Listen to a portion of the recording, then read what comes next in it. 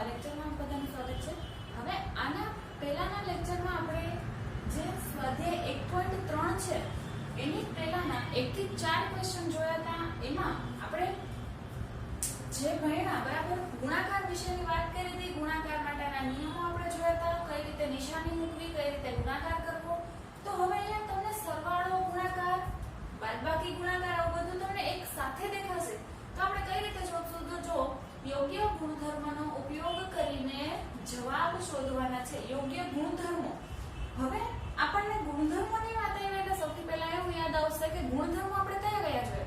તો જ્યારે 1.2 શરૂઆત કરતા હતા બરાબર, એની પહેલા આપણે અમુક નિયમો જોયા હતા। એમાં સમરૂપતાનો ગુણધર્મ, ક્રમનો ગુણધર્મ, જૂથનો ગુણધર્મ, પછી સરવાળા અને ગુણાકાર માટેનો તટસ્થ ઘટક કયો હતો? સરવાળા માટેનો તટસ્થ ઘટક છે 0 અને ગુણાકાર માટેનો તટસ્થ ઘટક છે 1। અને એની પછીનો છેલ્લો નિયમ આપણે જોયો, છેલ્લો ગુણધર્મ કયો હતો? તો કે ગુણાકારનું સરવાળા પર વિભાજન।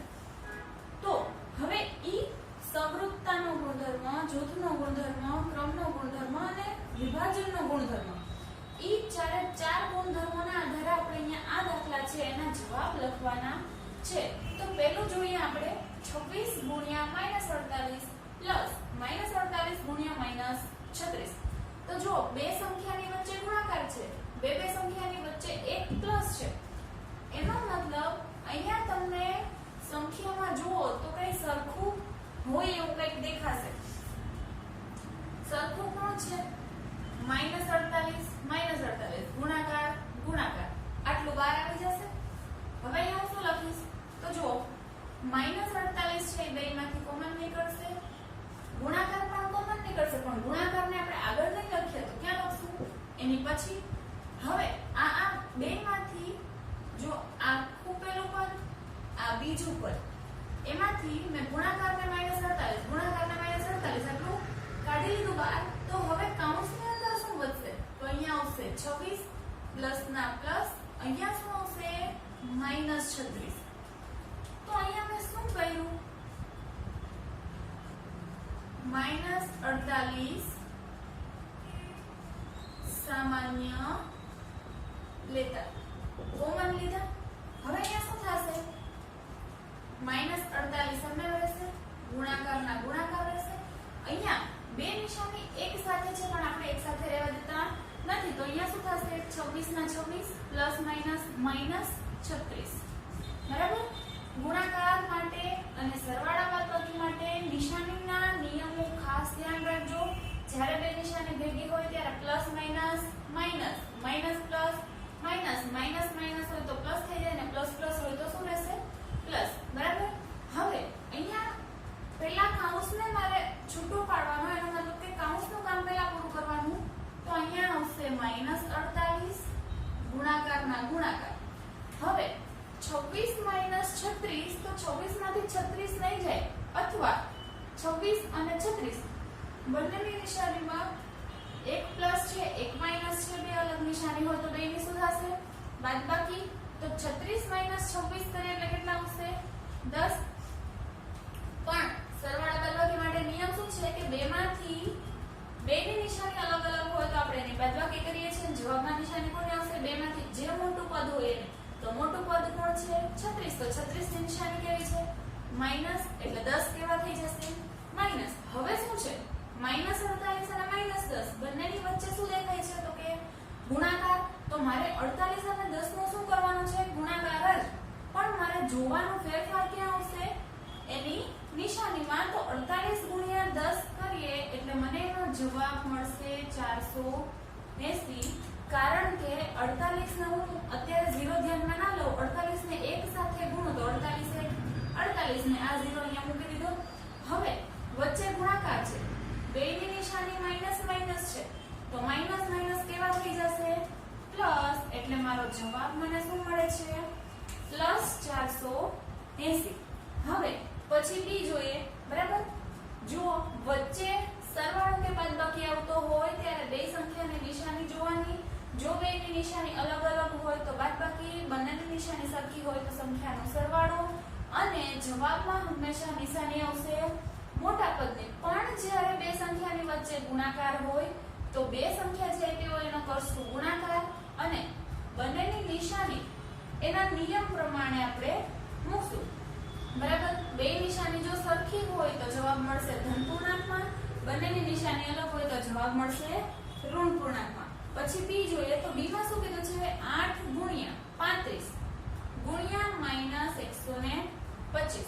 હવે અહીંયા મારે ગુણાકાર કરવો છે પણ હું બહુ લાંબો થાય એવો ગુણાકાર કરીશ નહીં. મારે થોડુંક વિચારવું પડશે. જો મારે ટૂંકો ગુણાકાર કરવો હોય તો હું શું કરીશ? તો આ બે સંખ્યા અથવા આ બે સંખ્યા અથવા તો આ બે સંખ્યા એમાં મારે છેલ્લેના અંક જે છે ને એ 0 વાળા આવવા જોઈએ. બરાબર. તો હવે જો ગુણાકાર કરીશ તો 8 5 40 થશે.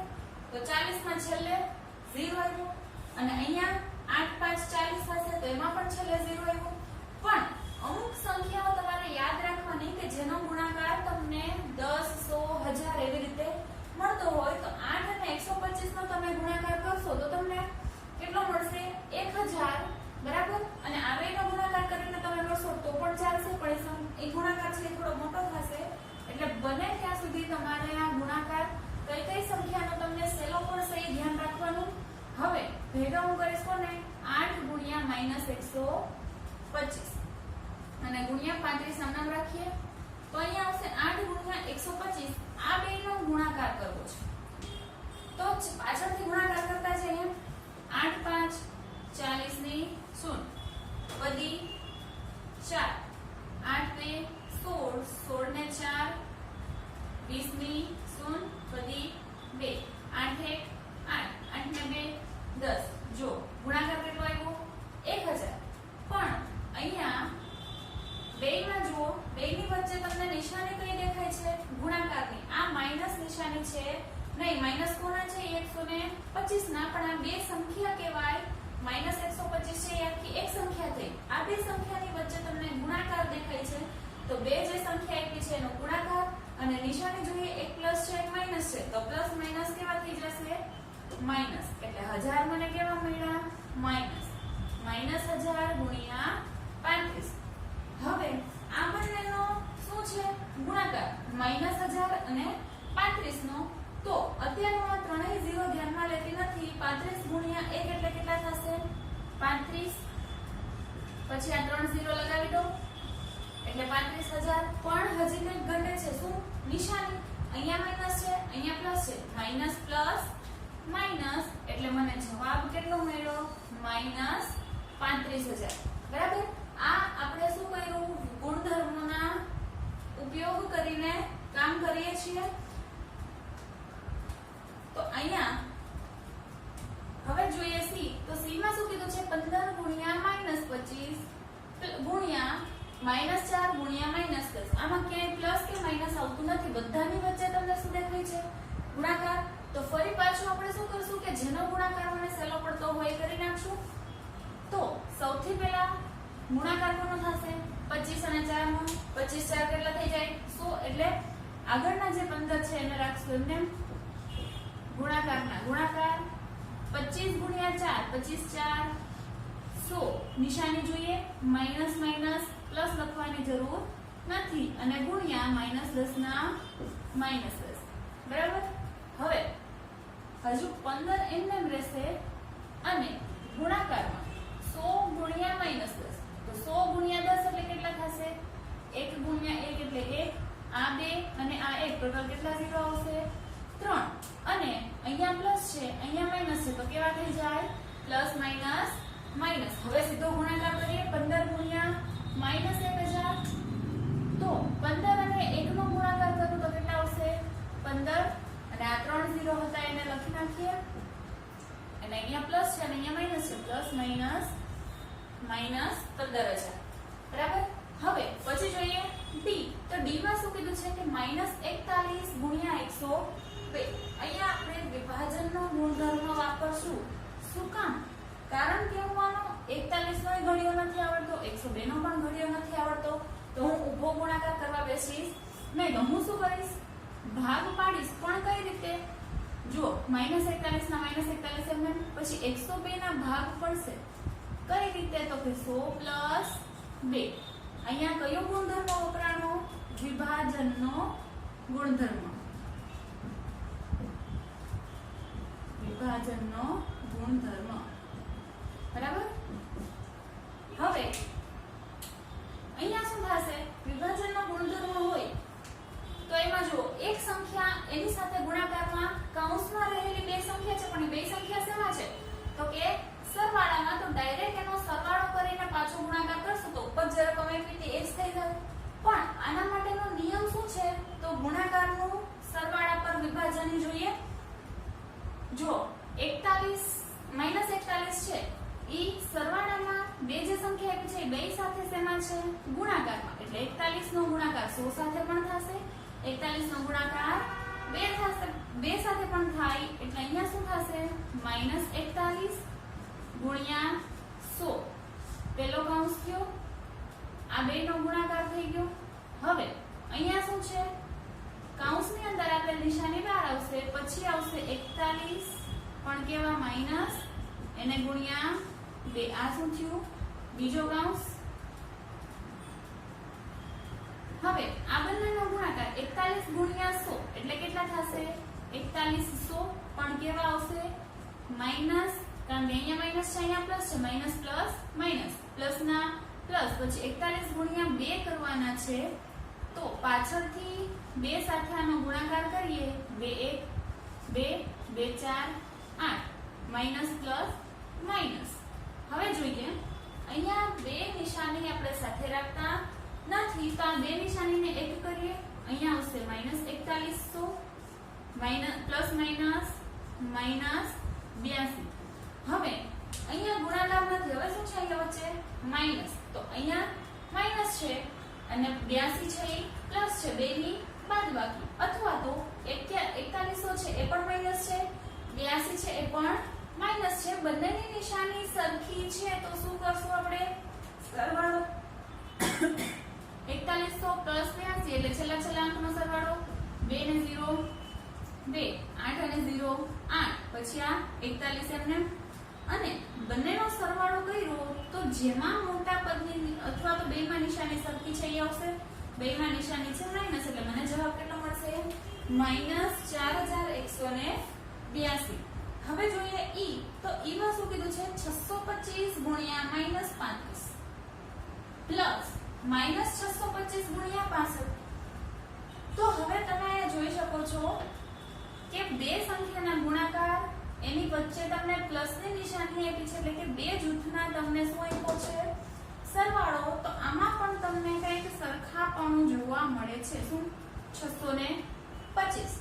પણ અહીંયા જે 625 છે એને હું -625 પણ લખી શકું, કારણ કે આ શું થઈ જશે? Minus minus plus. પણ મેં -625 બે માઈનસ બે વખત શું કામ લખ્યા?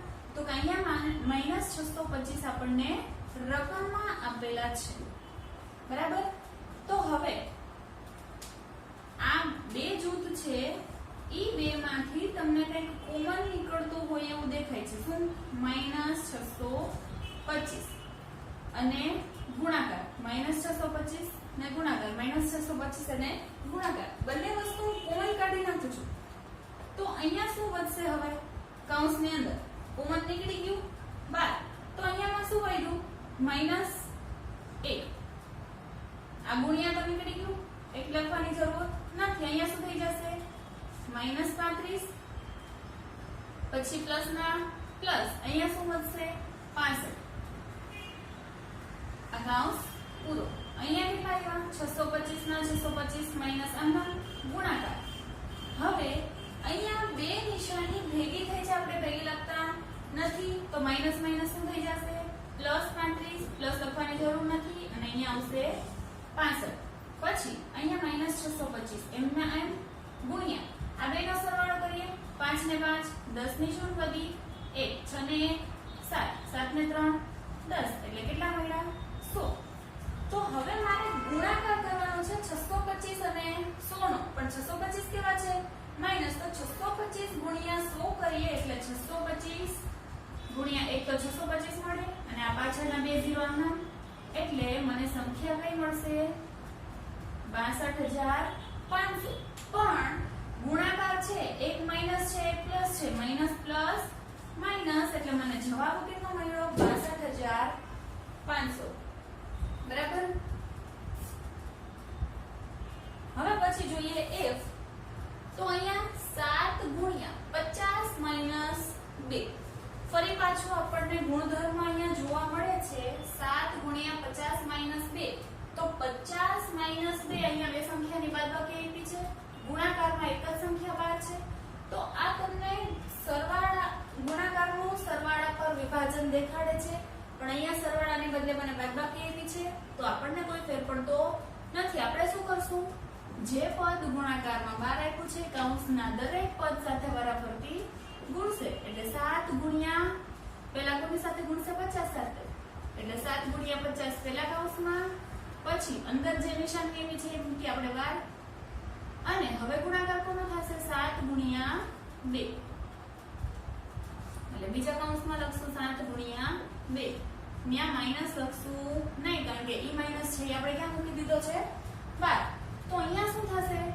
7 ગુણ્યા 50 તો 7 ગુણ્યા 0 એટલે 0 7 5 35 એટલે કેટલા મળ્યા 350 માઈનસ ના માઈનસ 7 2 14 હવે 350 માંથી 14 બાદ કરવા છે તો 0 માંથી 4 જશે નહીં ઉપર શું લઈશ 10 કો તો 10 માંથી 4 જાય એટલે 6 અહીંયા આવશે 4 4 માંથી 1 જાય 3 અને અહીંયા આવશે 3 એટલે મને જવાબ કેટલો મળ્યો 336 હવે નિશાની કઈ લેવી તો કે બે માંથી જે પદ મોટું હોય એને નિશાની લેવાની મોટું પદ છે 350 એટલે એની નિશાની પ્લસ છે તો આપણે કેટલા મળ્યા જવાબ 336 હવે જી જોઈએ તો જી માં આપણને એ જ રીતે આપ્યું છે -17 ગુણ્યા -29 પણ મારે ડાયરેક્ટ ગુણાકાર કરવો નથી તો સૌથી પહેલા મારે ભાગ પાડવાનું વિચારવું પડશે વિભાજનનો ગુણધર્મ વાપરવો પડશે તો અહીંયા હું 29 છે એના ભાગ પાડીશ પણ એની પહેલા હું શું કરીશ તો એના માઈનસ જે છે એને મારે દૂર કરવા છે તો અહીંયા બે સંખ્યા ગુણાકારમાં છે બેની નિશાની માઈનસ છે તો એ માઈનસ માઈનસ પ્લસ થઈ જશે તો હું અહીંયા 17 ગુણ્યા 29 આમ લખી શકું મેં શું કર્યું તો અહીંયા આપણને ગુણધર્મ મળ્યો માઈનસ ગુણ્યા માઈનસ બરાબર કેવા થઈ જાય છે પ્લસ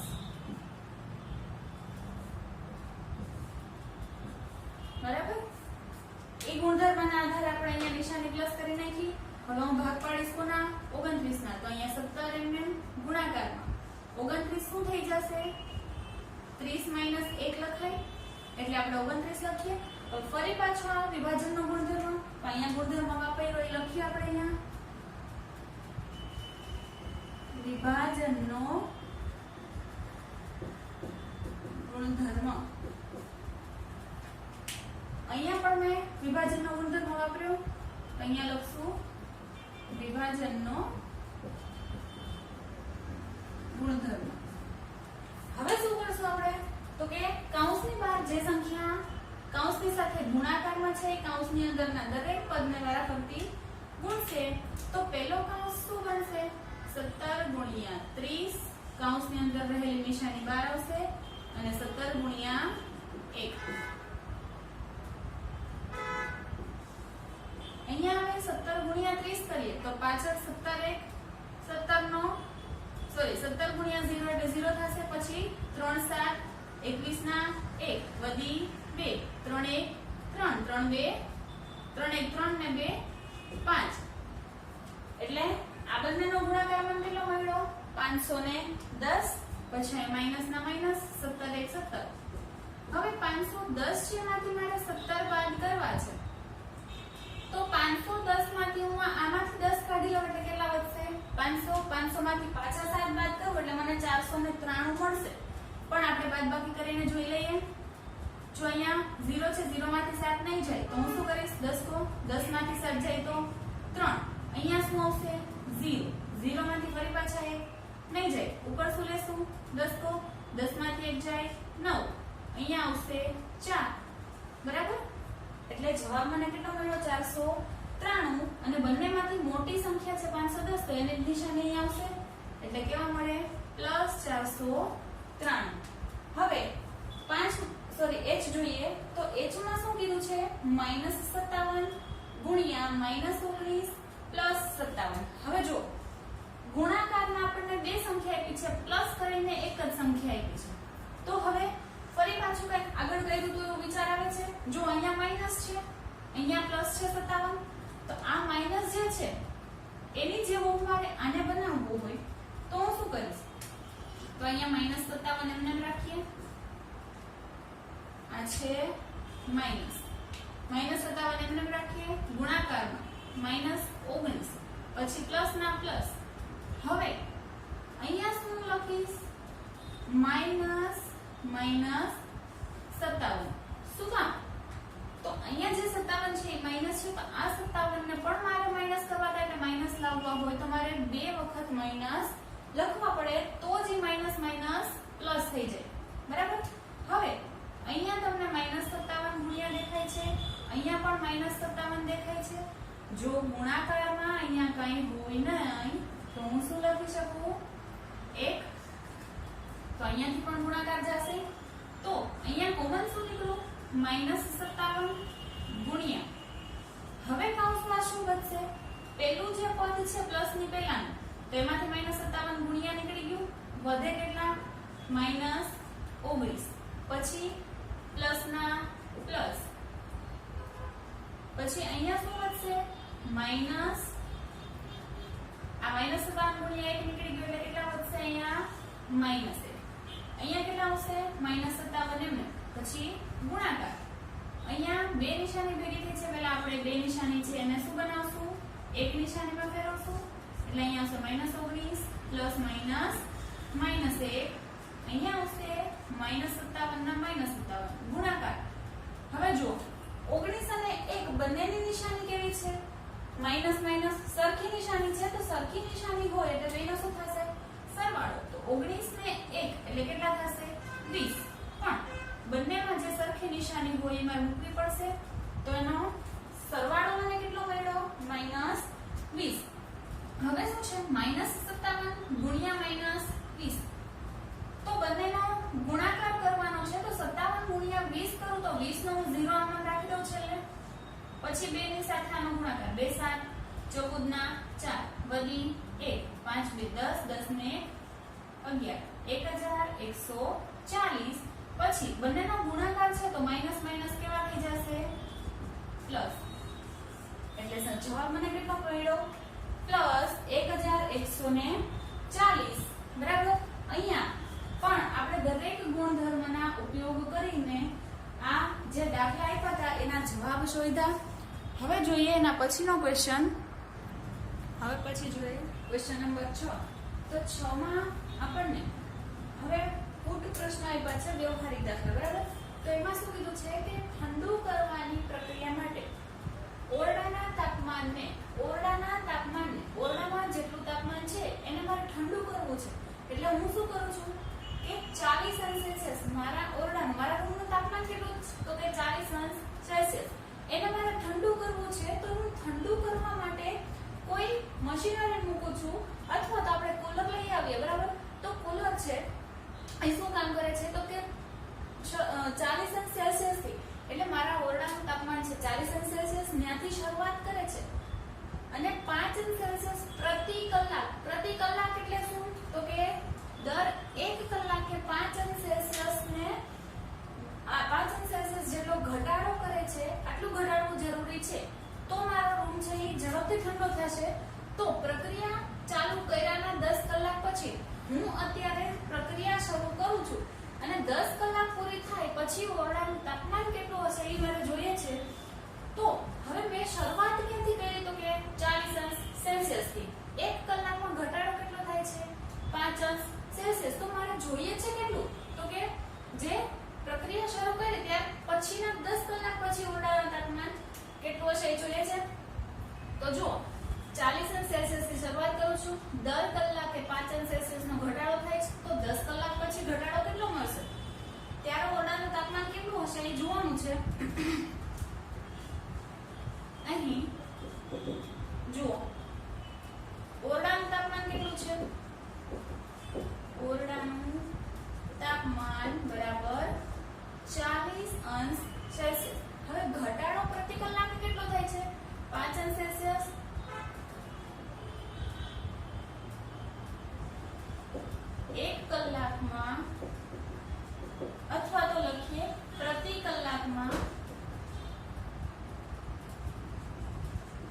તાપમાનનો ઘટાડો બરાબર કેટલા છે 5 અંશ સેલ્સિયસ એટલે ઘટાડો થાય છે તો માઈનસ કરીશ બરાબર ઘટાડો કેટલો છે 5 અંશ સેલ્સિયસ તો પ્રતિ કલાકે મને 5 અંશ સેલ્સિયસ છે ઓછું મળે છે તો મને 10 કલાક પછીનું ઓરડાનું તાપમાન જોઈએ છે તો હવે જો આપણે શું કરીએ છીએ 5 ના સિક્કા 2 લઈએ તો કેટલા રૂપિયા થાય ગણવું તો હું શું કરું છું તો જે એક સિક્કાની રકમ છે બે સિક્કા સરખા છે એક સિક્કાની રકમને હું એની સંખ્યા વડે ગુણી લઉં છું કે મારી પાસે સિક્કા કેટલા છે તો અહીંયા પણ હું એ જ પ્રકારે કરીશ પણ ખાલી એના શબ્દો બદલાઈ જશે જો 1 કલાકમાં 5 અંશ સેલ્સિયસનો ઘટાડો થાય છે તો મારે કેટલા કલાક પછીની વાત કરવી છે તો કે 10 કલાક પછી તો હવે લખીએ કે હવે 10 કલાક પછીનું ઓરડાનું તાપમાન તો એ કેટલું મળશે મને તો જુઓ 10 કલાક પછીનું જોઈએ છે તો 10 એને ગુણ્યા હવે 1 કલાકનો ઘટાડો કેટલો થાય છે તો કે 5 અંશ સેલ્સિયસ એ ઘટાડા માટેનો માઈનસ છે બરાબર ઘટાડો એટલે મેં માઈનસ દેખાડેલું છે તો 1 કલાકમાં જો -5 અંશ સેલ્સિયસ હોય તો 10 કલાકમાં કેટલા એટલે દરેક કલાકની જેટલો ઘટાડો થાય છે એવો મારે 10 કલાકનો ઘટાડો જોઈએ તો હું 10 સાથે 1 કલાકના ઘટાડાને ગુણી દઈશ તો અહીંયા શું થશે 10 ગુણ્યા 5 અંશ સેલ્સિયસ એટલે 10 5 50 અંશ સેલ્સિયસ પણ અહીંયા પ્લસ છે અહીંયા માઈનસ છે તો પ્લસ માઈનસ માઈનસ એટલે જુઓ હવે હું 40 ડિગ્રી અંશ સેલ્સિયસ તાપમાન હતું આ રૂમનું બરાબર તમે જ્યાં છો એ રૂમનું તાપમાન છે 40 અંશ ડિગ્રી સેલ્સિયસ ત્યાંથી હું દરેક કલાકે 5 ડિગ્રી અંશ સેલ્સિયસ ઘટાડતી જાઉં છું તો મને 10 કલાક પછી મારા રૂમનું ટેમ્પરેચર કેટલું મળશે તો કે -50 અંશ સેલ્સિયસ પણ અહીંયા ક્વેશ્ચન મને એવો પૂછ્યો છે કે પ્રક્રિયા ચાલુ કર્યાના 10 કલાક પછી ઓરડાનું તાપમાન કેટલું હશે કેટલો ઘટાડો થયો એ મને પૂછ્યું નથી પણ અહીંયા મેં શું લખ્યું કે ઘટાડો આટલો થયો બરાબર -50 અંશ સેલ્સિયસ શું થયું તાપમાનનો ઘટાડો મળે છે કારણ કે 1 કલાકનો જે ઘટાડો હતો એને મેં 10 સાથે ગુણ્યા તો આ મને આટલો ઘટાડો મળ્યો એવું કહે છે પણ મારે એ ઓરડાનું તાપમાન જોઈએ છે તો હવે આપણે ગણીએ 10 કલાક પછી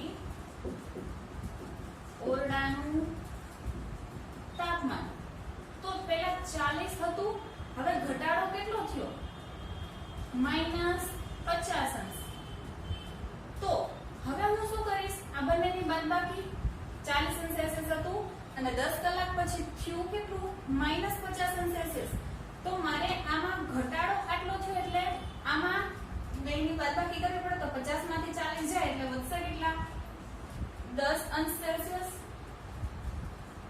40 અંશ સેલ્સિયસ હતું એમાંથી થયું કેટલું -50 અંશ સેલ્સિયસ તો હવે અહીંયા 40 છે એ પ્લસ છે 50 છે એ માઈનસ છે બે અલગ નિશાની હોય તો મેં કરી બાદબાકી પણ જવાબમાં હંમેશા નિશાની કોની આવે તો કે મોટા પદની એટલે મને 10 કલાક પછી ઓરડાનું તાપમાન કેટલું મળશે તો કે -10 ડિગ્રી સેલ્સિયસ તો અહીંયા લખીએ તેથી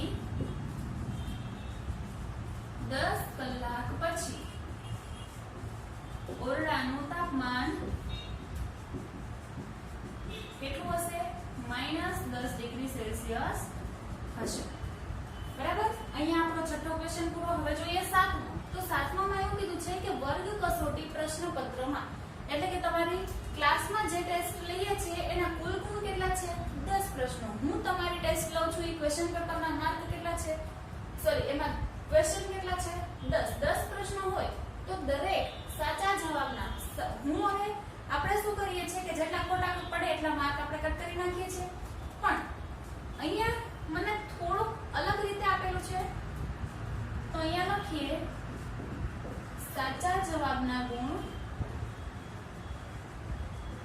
જેટલું આપ્યું છે એટલું લખતા જશું પહેલા આખી રકમ જોઈ લઈએ એટલે શું કહેવા માંગે છે એ ખબર પડે તો સાચા જવાબના 5 ગુણ છે અને દરેક ખોટા જવાબના કેટલા છે -2 ગુણ એનો મતલબ કે 2 ગુણ છે જેટલા હોય એમાંથી ઘટી જશે એક જવાબ ખોટો પડે તો 2 ગુણનો ઘટાડો થાય. આપણે એમાં ઘટાડતા નથી. ખોટો પડે તો એનો માર્ક શું ગણી લઈએ છીએ 0. પણ અહીંયા જો ખોટો પડે તો એના 2 માર્ક જેટલા આવ્યા હોય એમાંથી ઘટી જાય છે અને પ્રશ્ન જવાબ લખ્યા નથી તો એના 0 માર્ક આપવામાં આવે છે. જો સાચા ગુણ પ્રશ્ન સાચા હોય, એક પ્રશ્ન સાચો હોય તો એના 5 માર્ક આપવામાં આવે છે. પછી જે જવાબ એક પ્રશ્ન ખોટો પડે તો એમાંથી જેટલા આવ્યા હોય એમાંથી 2 ઘટી જાય અને જવાબ લખ્યા નથી તો એને 0 ગુણ આપવામાં આવે. તો હવે એને 3 ભાગ બનાવ્યા છે. 3 વ્યક્તિના માર્કનું કીધું છે.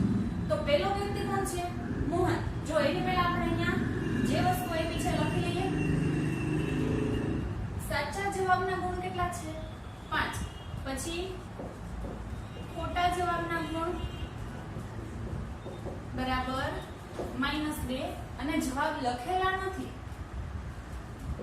જવાબ લખેલા નથી તો એના ગુણ કેટલા છે?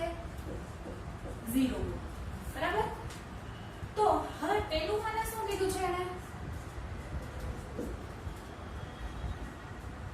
પેલામાં મોહનની વાત કરી છે તો મોહનના 4 સાચા અને 6 ખોટા જવાબ છે તો તેના કુલ ગુણ કેટલા હશે?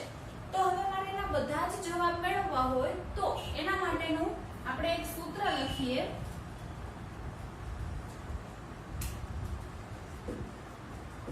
મેળવેલ ગુણ. હવે સૂત્ર કઈ રીતે બનશે એ આપણે જાતે બનાવી શકીએ. કોઈ બુકમાં આપેલું નથી. તો એમાં શું કહે છે કે કુલ પ્રશ્ન કેટલા હતા? 10. તો જો સાચા જવાબ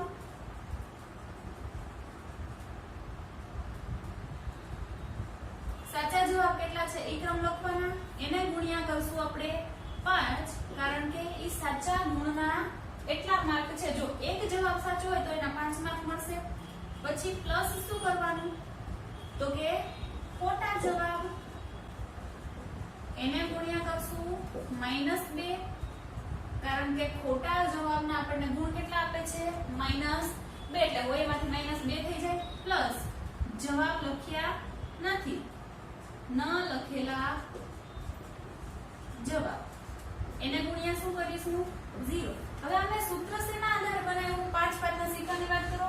2 સિક્કા છે, 2 ની કિંમત 5 છે તો 2 સિક્કા આવ્યા છે તો એક સિક્કાની જે કિંમત હોય એ જ કિંમત કેટલી છે બીજા સિક્કાની? તો હવે 5 ના સિક્કાની વાત કરી હતી તો 5 માં શું હતું કે 2 સિક્કા કેટલાના છે? 5 ના. તો બંને સિક્કાની કિંમત મને સરખી મળે છે તો હું 5 નો સરવાળો કરવા જઈશ નહીં. હું શું કરીશ તો કે એક જ સિક્કાની કિંમત જેટલી છે એટલી જ બીજા સિક્કાની છે તો હું 5 જે કિંમત છે બરાબર 5 નો હું શું કરી નાખું? એ સંખ્યા જે સિક્કાની સંખ્યા છે એની સાથે હું ગુણી નાખીશ તો 5 × 10 અને 5 + 5 કરું તો પણ મને જવાબ શું મળશે?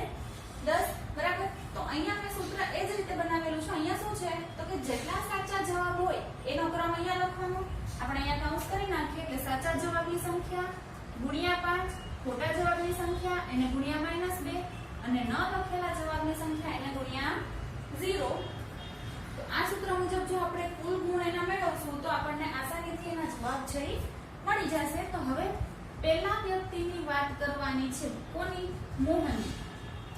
મોહનની વાત કરીએ છીએ તો અહીંયા લખીએ મોહનના કુલ ગુણ. મોહનના કુલ ગુણ કેટલા થશે? મોહને સાચા જવાબ કેટલા આપ્યા છે? 4. તો હવે આ સૂત્રના આધારે વાત કરીએ તો સાચા જવાબ કેટલા છે એના? મોહનના સાચા જવાબ છે 4 તો 4 ગુણ્યા કરીએ -5 પછી પ્લસ ખોટા જવાબ કેટલા છે એના? જો 4 જવાબ સાચા અને ખોટા જવાબ 6 છે તો ખોટા જવાબની જગ્યાએ લખે 6 એને ગુણ્યા -2 અને પ્લસ હવે જો કુલ પ્રશ્નો 10 છે તો અહીંયા ટોટલ બેયના 10 થઈ જવા જો એટલે એકય પ્રશ્ન એવો નથી કે જેણે લખેલો હોય નહીં. તો આપણે 0 × 0 લખીએ અને ન લખીએ તો પણ ચાલ. તો અહીંયા જોઈએ 4 × 5 = 20 પ્લસ 6 × 2 = 12 પણ અહીંયા એક પ્લસ છે એક માઈનસ છે તો પ્લસ માઈનસ -12 આવશે. હવે જ્યારે બે નિશાની ભેગી થાય તો એને સાથે રાખતા નથી. અહીંયા શું કરશું? 20 આમ નામ પ્લસ માઈનસ -12 એટલે કે 20 માંથી આપણે 12 કાઢીએ એટલે મને મળશે 8. તો મને મારો જવાબ કેટલો મળ્યો? 8 ગુણ એટલે કે મોહને કેટલા ગુણ મેળવેલા છે 8 પછી જોઈએ બીજી વ્યક્તિ બીજું કોણ છે રેશમા હવે જુઓ કે રેશમાના 5 સાચા અને 5 ખોટા જવાબ છે તો તેના કુલ ગુણ કેટલા હશે બે થઈને ટોટલ 10 પ્રશ્ન થઈ ગયા છે 5 સાચા છે અને 5 ખોટા તો અહીંયા ગણીએ રેશમાના ગુણ રેશમાના કુલ ગુણ બરાબર હવે સાચા જવાબ રેશમાના કેટલા છે 5 5 ગુણ્યા 5 આ સૂત્ર પ્રમાણે પછી પ્લસ ખોટા જવાબ કેટલા છે 5 5 ગુણ્યા -2 અને પ્લસ એના ન લખેલા જવાબ તો એક પણ છે જ નહીં તો 0 ગુણ્યા 0 અહીંયા શું થશે 5 ગુણ્યા 5 એટલે 25 પછી પ્લસ 5 2 10 પણ અહીંયા પ્લસ અહીંયા માઈનસ તો પ્લસ માઈનસ -10 અને પ્લસ 0 ગુણ્યા 0 એટલે 0 અને ન લખો તો પણ ચાલે તો અહીંયા બે નિશાની ભેગી થાય છે તો એને એક કરીએ 25 ના 25 પ્લસ માઈનસ -10 તો 25 - 10 એટલે કેટલા મળશે તો કે 15 ગુણ એટલે રેશમાએ મેળવેલા ગુણ કેટલા છે 15 અને હવે ત્રીજી વ્યક્તિ કોણ છે હિના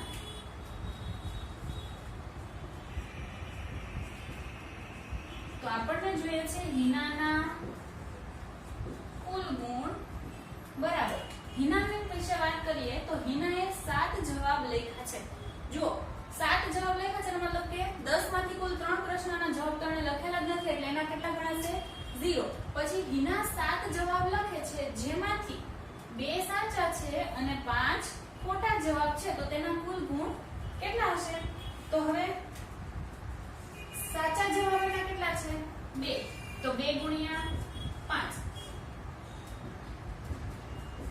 પછી પ્લસ ખોટા જવાબ એના કેટલા છે 5 તો અહીંયા 5 ગુણ્યા કેટલા આવશે -2 અને પ્લસ 3 પ્રશ્નના તો એને જવાબ જ લખ્યા નથી એટલે અહીંયા 3 ગુણ્યા 0 બરાબર તો અહીંયા શું થઈ જશે 5 2 10 પ્લસના પ્લસ 5 2 10 પણ અહીંયા પ્લસ માઈનસ એટલે હવે શું થશે બે નિશાની સાથે છે એને એક કરીએ 10 ના 10 એમને પ્લસ માઈનસ -10 તો અહીંયા 10 - 10 એટલે કેટલા થશે 0 ગુણ તો રેશમાના ગુણ કેટલા થયા 0 તો જોઈએ હવે ત્રણેયના આપણને ગુણ મેળવવાના કીધા હતા એ ગુણ મળી ગયા તો મોહનના ગુણ કેટલા છે 8 ગુણ રેશમાના ગુણ 15 છે અને હિનાના ગુણ કેટલા છે 0 બરાબર હવે અહીંયા આપણે આજનો લેક્ચર છે એ પૂરો કરીએ છીએ આની પછીનો 8મો અને 9મો ક્વેશ્ચન છે